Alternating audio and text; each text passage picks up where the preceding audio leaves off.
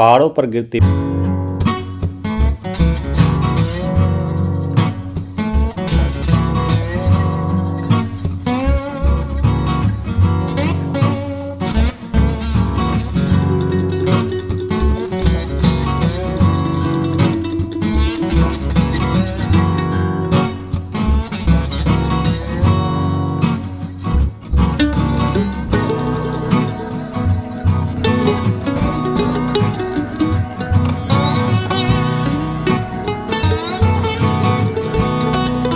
रैन बसेरे भी तैयार किए गए हैं।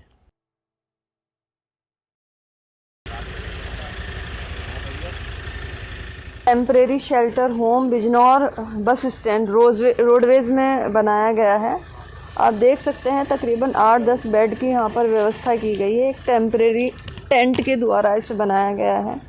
यहाँ पर कुछ लोग भी हैं, मैं बात करने की कोशिश करती हूँ। भैया कहाँ से आए हैं आप? मैं मुजफ्फरनगर से। अच्छा, तो यहाँ आपका क्या बस नहीं मिली या रात रुकने? बस नहीं मिली, अभी मुरादाबाद के लिए एक बस के साथ 11:30 बजे। अच्छा, उसके लिए रुके हुए। अच्छा, तो आपको ये शेल्टर होम की व्यवस्था कैसी लगी? बहुत सही है, बहुत अच्छा कदम है। अच्छा, तो अब आप क्या सुबह जाएंगे या रात में? 11:30 की हेडेड बस है, अगर आ जाएगी तो चले जाएंगे, नहीं तो रुकना पड़ेगा। अच्छा, तो आप देख सकते हैं इस तरीके के जो मुसाफिर हैं जिनकी बस या सवारी मिस हो जाती है, उनके लिए ये काफ़ी इम्पोर्टेंट है। आपका क्या नाम है भाई? अर्जुन सिंह नाम है मेरा। कहाँ से आ रहे हैं? मैं इस टाइम तो मेरठ से आ रहा हूँ। अच्छा, तो क्या आपकी बस मिस हो गई है या क्या? नहीं, बस आई नहीं, मिस नहीं है, आई नहीं अभी। अच्छा, तो आपको कैसा लगा ये शेल्टर होम्स, कैसी व्यवस्था वैसे है? तो ठीक है, हाँ, यात्री के हिसाब से सही है। कुछ कमी आपको नज़र आई? नहीं, अभी तो कोई कमी नहीं नज़र आई। अच्छा, ये मेरठ से आए हुए हैं और बस का इंतज़ार कर रहे हैं। आपका क्या नाम है भाई? मेरा नाम सोनू कुमार। कहाँ से आ रहे हैं सोनू भाई? मेरठ से आ रहे हैं।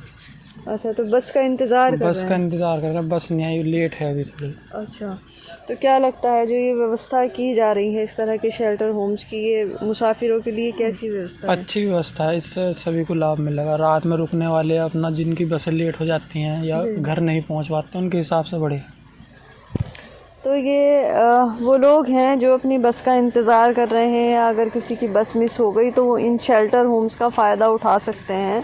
सरकार द्वारा संचालित ये व्यवस्थाएं आम जनता के लिए बहुत ही लाभदायक हैं और बोलता बिजनौर ये सूचित भी करता है ऐसे लोगों को कि जिनके सर पे छत का आसरा नहीं है, जिनकी सवारी मिस हो गई है या जिनको वेटिंग में रहना है, वेटिंग में रहकर उनको इंतज़ार करना है कि उनकी बस आए, उनकी ट्रेन आए, उनको ठहरने के लिए एक छत मुहैया करा रही है स्थानीय निकाय सर्दी के मौसम में, और बराबर में ही अलाव की व्यवस्था की गई है ताकि सर्द रातों में वो अपने वक्त को अच्छी तरह से गुजार सके। भैया जरा खड़े हो ना।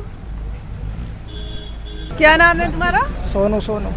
अच्छा, ये सोनू, लेकिन हम इनसे बाद में बात करेंगे। इत्तेफाक है, ये कोइंसिडेंट है कि स्थानीय जो चेयरपर्सन हैं उनके पति यहाँ पर मौजूद हैं। पहले हम उनसे बात कर लेते हैं, फिर उसके बाद हम पब्लिक से बात करने की कोशिश करेंगे। सर, इत्तेफाक है कि आप यहाँ पहुँच गए हैं, तो हमें थोड़ा जानकारी दे दीजिए कि शहर में कितने अलाव की व्यवस्था नगर पालिका की तरफ से की गई? ये इत्तेफाक नहीं है कि मैं यहाँ पहुँच गया, मैं डेली का मेरा वर्क है, मैं डेली अलाव चेक करता हूँ और अलाव चेक करने के बाद कहीं भी लकड़ी की जरूरत होती है तो मैं तुरंत पहुँचाता हूँ। इस टाइम लगभग नगर बिजनौर में 135 जगह अलाव चल रहे हैं और मेन चौराहे के अलावा कहीं गली में भी अगर कहीं से फ़ोन आता है तो वहाँ पर अलाव की व्यवस्था की जाती है। तो सर, इसके लिए लगभग रोज़ाना कितनी लकड़ी की व्यवस्था की जाती होगी? लगभग मेरे ख्याल से समझ लीजिए 15 से 20 कुंटल लकड़ी डेली जलती है बिजनौर में। अच्छा, अगर जो पॉइंट्स आपने तय किए हैं उसके अलावा अगर कोई चाहे कि कहीं और भी व्यवस्था की जाए तो इसके लिए कुछ प्रावधान? बिल्कुल की जाती है, पब्लिक के लिए ये जनसेवा है ये, और इसमें सर्दी का जो भयंकर प्रकोप है उसको देखते हुए अगर कहीं से फ़ोन आता है तो वहाँ पर लकड़ी भेजी जाती है। अच्छा, और अगर रैन बसेरों की बात की जाए तो कितने रैन बसेरे बिजनौर में इस टाइम चल रहे हैं? रैन बसेरे 3 हमारे पास अस्थायी रैन बसेरे हैं जो हमने आज ही बनवाए हैं, क्योंकि माननीय जिलाधिकारी महोदय का आदेश था और वैसे भी मानवता के आधार पर भी नगर पालिका परिषद बिजनौर हमेशा से तत्पर रही है। एक रेलवे स्टेशन पर रैन बसेरा है, वहाँ पर लगभग 40 से 50 लोग रुके हुए हैं। उनके बाकायदा सर पे साया है, कंबल है, लिहाफ है और वहाँ पर भी अलाव की व्यवस्था है। एक SRS मॉल के सामने हमने अस्थायी रैन बसेरा बनाया है, वहाँ पर भी ये सब चीज़ें सुविधा मुहैया हैं। इसके अलावा हमने रोडवेज बस स्टैंड के अंदर एक बहुत बड़ा अस्थायी रैन बसेरा बनाया है, वहाँ पर भी अलाव की व्यवस्था है। इसके अलावा जो हमारा पक्का शेल्टर होम है, जहाँ पर इंदिरा आवास भवन में, उसमें 100 लोग एक साथ रुक सकते हैं, जिसमें लगभग 50 महिलाएं। वहाँ प्रकाश, जल की व्यवस्था, अलाव की व्यवस्था और रहने खाने पीने का इंतजाम वहाँ पर हम करते हैं। निःशुल्क होता है नगर पालिका परिषद बिजनौर की ओर से। अगर इसके अलावा भी कहीं और जरूरत पड़ेगी अलाव की व्यवस्था या रैन बसेरा की व्यवस्था, तो नगर पालिका हमेशा तत्पर रही है और कुछ जगह हम कल भी चिन्हित करते हुए रैन बसेरा बनाएंगे।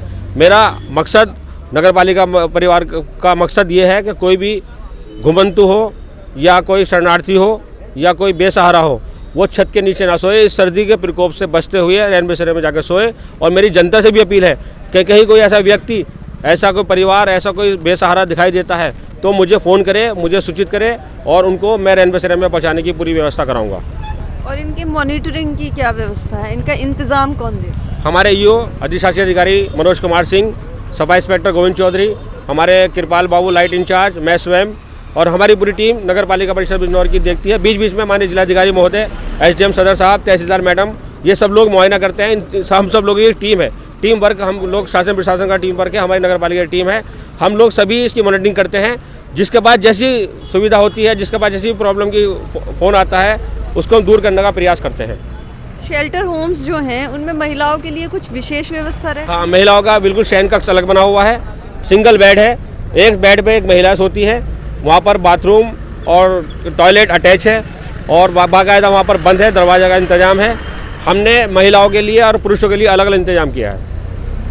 तो ये चेयरपर्सन पति शमशाद अंसारी हमें बता रहे थे कि उन्होंने क्या व्यवस्थाएं की हुई हैं। हालांकि अभी हमने उनसे सुना है, हम जाकर मौके पर इन सारी बातों का जायज़ा लेंगे कि उनकी बातों में, उनके बताए गए इंतज़ामात में कितनी सच्चाई है। फ़िलहाल मैं यहाँ पर जो पब्लिक के लोग हैं उनमें से किसी से बात करने की कोशिश करती हूँ।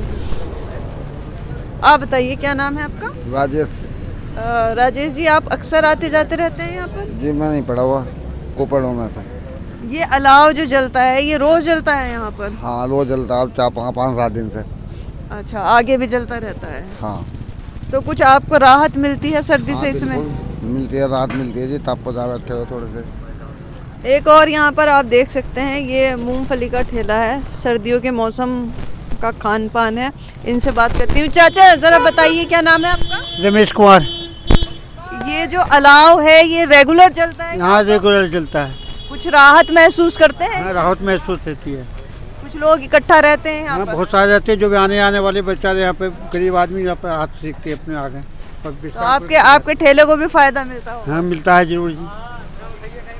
तो ये हमें बता रहे थे कि ये रेगुलर यहाँ पर चल रहा है जब से ठंड बढ़ी है, टेम्परेचर डाउन हुआ है। अगले किसी शेल्टर होम में, अलाव में आपसे मिलते हैं और व्यवस्था का जायज़ा लेते हैं।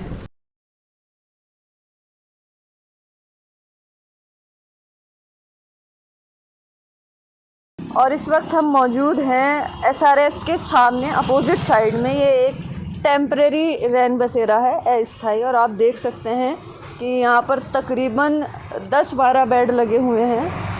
और अगर आप देखें तो साफ़ सफाई की व्यवस्था माकूल है, मतलब बिल्कुल साफ़ सुथरी बेड शीट्स और ये रज़ाइयाँ, इन पर वाइट कलर की कवरिंग ये बताती है कि साफ़ सुथरा रैन बसेरा है। और आप ऊपर तक अगर इसे देखें तो ये रैन बसेरे इस उद्देश्य से बनाए जाते हैं कि अगर कोई बेघर है, बेछत है, कोई घुमंतु है, कोई राहगीर है, जिनके रुकने की या रात में ठहरने की कोई व्यवस्था नहीं है, तो वो यहाँ पर रुक सकते हैं। ये देखिए आप, यहाँ पर एक कोई साहब सोए हुए भी हैं। तो हालांकि हम उनकी नींद में खलल नहीं डालना चाहते, उनका बैग भी इधर रखा हुआ है। तो इस तरीके के लोग जिनको रात गुजारने के लिए आश्रय की ज़रूरत होती है, चाहे वो दूसरे शहर से आए हुए हों, इसी शहर के हों, घुमंतु हों, जिनके पास अपना मकान नहीं है, रात ठहरने की कोई व्यवस्था नहीं है, वो इन रैन बसेरों में आकर अपनी रात गुजार सकते हैं। और ये व्यवस्था स्थानीय निकाय की ओर से की जाती है, नगर पालिकाओं, नगर पंचायतों की तरफ से की जाती है, ताकि लोग सर्द रातों में एक आसरा, लोगों को एक आसरा मुहैया हो सके।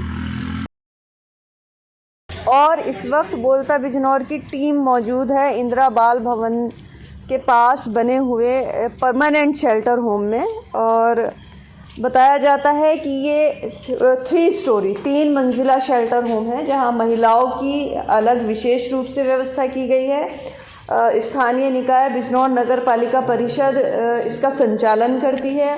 उन लोगों के लिए जिनके पास ठहरने के लिए कोई छत नहीं है, कोई घर नहीं है, तो हमारी टीम यहाँ पहुँची है। रात के 11 साढ़े 11 का वक्त है और हम लोग देखते हैं कि क्या व्यवस्थाएं हैं, कैसे लोग ठहरे हुए हैं, साफ़ सफाई की क्या व्यवस्था है, बिस्तर कैसे हैं, छत कैसी है। आइए आगे बढ़ते हुए हम इसकी फर्स्ट स्टोरी पर चलते हैं।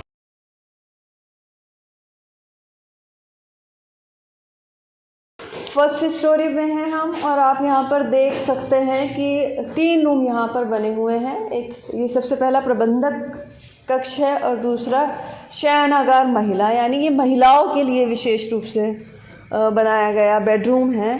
और आप यहाँ देख सकते हैं कि एक अच्छी खासी तादाद है यहाँ पर बेड्स की, और बेड्स के लिए दीवान की व्यवस्था की गई है, गद्दे और रज़ाई आप देख सकते हैं। मैं अपने कैमरा पर्सन को कहूँगी कि वो दिखाएं कि बिस्तर अच्छी अवस्था में है, साफ़ सुथरे हैं, रज़ाइयाँ और कंबल साफ़ हैं। उसके अलावा यहाँ पर वार्डरोब्स की भी व्यवस्था की गई है, अगर सामान किसी को अपना रखना है, कुछ मुसाफिर हैं, बाहर से आई हुई महिलाएं हैं। और इसके साथ साथ आप ये एक बड़ा बाथरूम है, आप देख सकते हैं, अटैच्ड बाथरूम है इस बेडरूम के साथ। बाथरूम और टॉयलेट आप देख सकते हैं अच्छी साफ़ अवस्था में है, वॉश बेसिन साफ़ हैं। मतलब एक व्यक्ति को, किसी को कुछ समय बिताने के लिए, रात गुजारने के लिए जिन सहूलतों की ज़रूरत होती है, उस सब की समुचित व्यवस्था नगर पालिका परिषद बिजनौर ने की है। फ्लोर पर, 3rd फ्लोर पर आप देख सकते हैं पुरुषों के लिए एक और बेडरूम है, बड़ा बेडरूम है। और यहाँ पर भी आप यहाँ के केयर टेकर हैं? कितने बेड हैं यहाँ पर? यहाँ पे 50 बेड हैं। अच्छा, क्या नाम है? नाम बताएं। आसिम नाम है मेरा। अच्छा, पूरे फ्लोर पर कितने बेड हैं यहाँ? जी, यहाँ पे 50 बेड हैं, 25 महिलाओं के लिए हैं और 25 पुरुषों के लिए हैं। अच्छा, और आपका ड्यूटी आवर्स क्या है? जी, मैं शाम 5 बजे से आता हूँ और दिन के 8 बजे चला जाता हूँ। अच्छा, तो दिन में कोई दूसरे? जी, दिन में अमित कुमार हैं जो रासोपुर खोला से बिलोंग करते हैं, वो 8 बजे आ जाते हैं यहाँ पर। अच्छा, तो आपकी क्या यहाँ पर क्या जिम्मेदारियाँ आपको दी गई? मेरी जिम्मेदारियाँ ये हैं कि जो आने वाला महिला हो या पुरुष हो, उनको जिम्मेदारी से बिठाना और उनको पूरा का पूरा व्यवस्था उन्हें लिटाना और सुबह को उनकी एंट्री और उनकी आईडी लेकर के भेजना। अच्छा, और अगर कुछ इमरजेंसी हो तो आप किसको कांटेक्ट करें? जी, हमको कांटेक्ट करें, हमारा नंबर बाहर दिया गया है, चैनल के साइड में हमारा नंबर है और हमारा बोर्ड है, उसमें हमारे दोनों के नंबर हैं। आप कभी भी कांटेक्ट करके हमें उठा सकते हैं, हम 24 घंटे अवेलेबल है। अच्छा, तो ये बात कर रहे थे केयर टेकर हैं यहाँ पर। ये पुरुषों का दूसरा बेडरूम है 3rd फ्लोर पर। पूरी जिम्मेदारी के लिए ये यहाँ पर मौजूद रहते हैं। नाइट आवर्स की ड्यूटी अलग होती है और डे आवर्स में कोई ड्यूटी चेंज हो जाती है, दूसरे लोग यहाँ पर आते हैं। तो आप देख सकते हैं कि बाकी सारे बेडरूम्स की तरह इसमें भी अच्छी खासी व्यवस्था है। 9 बेड हैं यहाँ पर, रज़ाइयाँ हैं, गद्दे हैं, बाथरूम हैं। बोलता बिजनौर ने बिजनौर में संचालित तमाम रैन बसेरों और अलाव का जायज़ा लिया, रियलिटी टेस्ट किया और कई जगह पर हमें केयर टेकर और ख़ुद चेयरपर्सन पति शमशाद अंसारी से भी हमारी मुलाकात हुई। उन्होंने तमाम व्यवस्थाओं के बारे में हमें बताया। बोलता बिजनौर इस चैनल के माध्यम से तमाम लोगों को सूचित करता है कि सरकार द्वारा संचालित इन सुविधाओं का लाभ उठाएं और सर्द रातों में अपने छत पर आश्रय की व्यवस्था वो खुद कर सकते हैं। बोलता बिजनौर के लिए नाहिद फातिमा, बिजनौर।